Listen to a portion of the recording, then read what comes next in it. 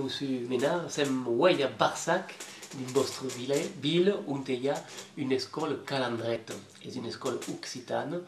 Et comment vous êtes venu à quelle idée de Calandretto? Alors, c'était en 2009, pendant la campagne sur les élections européennes. J'étais dans la région Midi-Pyrénées avec Robert Rochefort, qui est désormais député européen de cette circonscription. Nous sommes allés visiter une calandrette à Pamiers, dans l'Ariège. Je n'avais jamais entendu parler d'une calandrette, je ne savais pas ce que c'était. Et nous sommes arrivés dans cette école où en fait nous allions déjeuner avec l'équipe enseignante et les enfants, et toute l'équipe pédagogique.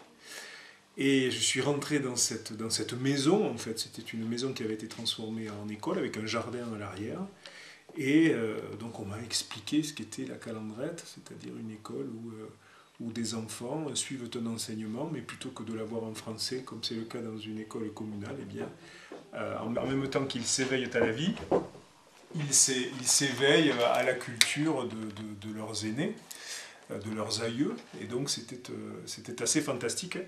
Et l'une des choses qui m'a le plus marqué, c'est les voir se chamailler dans la cour, entre eux, se tirer les cheveux et les vêtements en se parlant occitan, en s'engueulant en occitan. Et c'était une grande révélation. Et quand je suis rentré à Barsac, je me suis dit, il en faut une ici. Il y a beaucoup de monde autour du berceau, hein. Il y a toutes les associations du Sud-Gironde. La première année, la première rentrée scolaire, il y avait 5 enfants. La rentrée scolaire suivante, on est monté à 10, 11. La troisième rentrée scolaire, on était plus proche de 15, 16. On nous annonce une vingtaine d'enfants pour la rentrée, entre 20 et 25 pour la rentrée de septembre 2013. Et nous espérons bien, pour celle de 2014, taquiner les 30. Donc l'objectif est que d'ici 2-3 ans, on ait un effectif consolidé entre 30 et 40 enfants.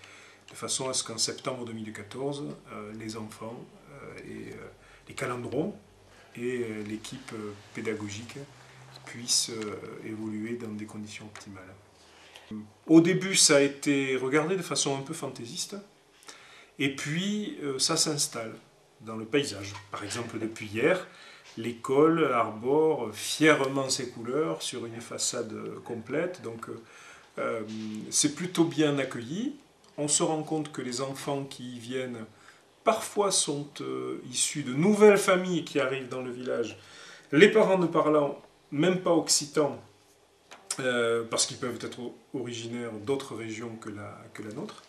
Et donc voilà, elle a sa place, c'est notre petite école à côté de l'école élémentaire et maternelle de la commune.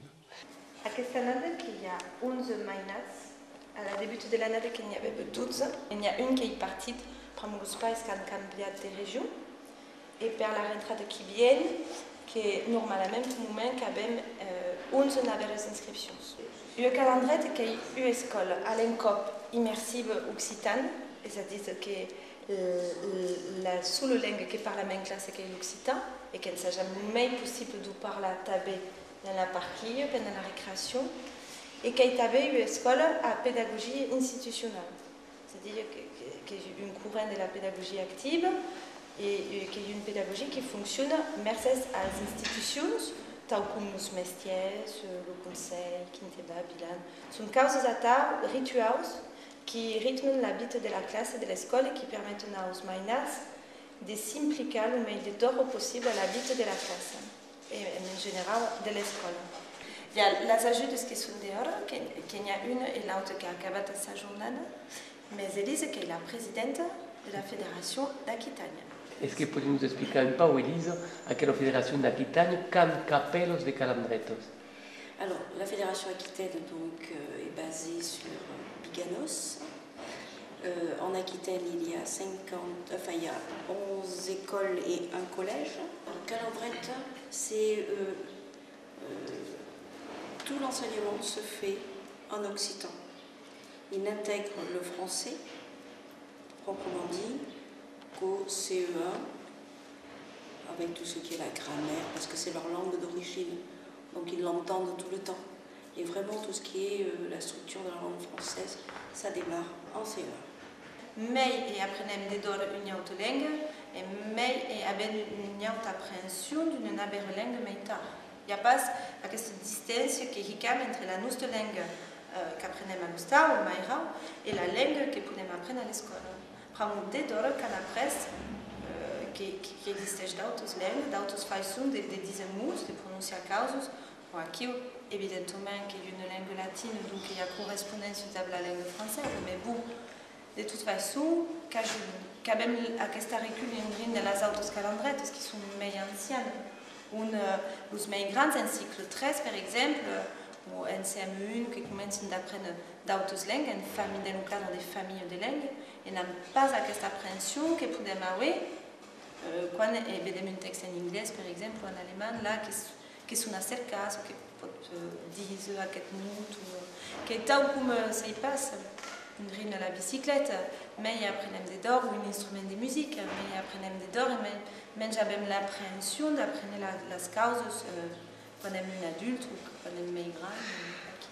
Donc, Madame la Présidente, la majorité des parents des scuolan qui ont causé calandretto, lo causi sempre la langue ou per també les méthodes pédagogiques. Vous qui connaissez un peu à niveau aquitaine et tout. Alors, certains parents viennent pour la langue, certains viennent pour la pédagogie, certains viennent pour les effectifs. Mais là, on peut revenir un peu parce qu'on démarre petit, mais on grandit très vite. On a l'image de Barsac qui représente vraiment ce que je dis. Los pais, la pau principal dos pais à l'entrada en calendret est le passage en CP. C'est-à-dire que pour les pais, il y a un jeux différents à l'entrada de CP, de lecture. Et du coup, quand on a cette pau, il y a nous autres calendrets qui avons ensayé l'an passé à PESAC, à l'entour des rescambis de pais, de dire non, l'espace pour que vous mainat est entrer à CP, que le programme d'hier, il y a même des causes dans le programme qui va pas s'y escaler. Calendret, ce sont des écoles laïques, l'enseignement est gratuit et bien sûr, on fonctionne comment? On fonctionne avec un conseil d'administration, c'est-à-dire les parents paient une cotisation au niveau de l'école, forment un conseil d'administration. Et c'est ce conseil d'administration qui est gérant de l'école.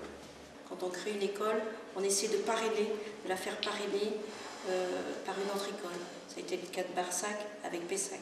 Ils continuent à travailler ensemble, puisqu'on est sur le même territoire, sur le même département, et ça crée des liens, et ça rassure aussi tout le monde, et les parents, et les enseignants.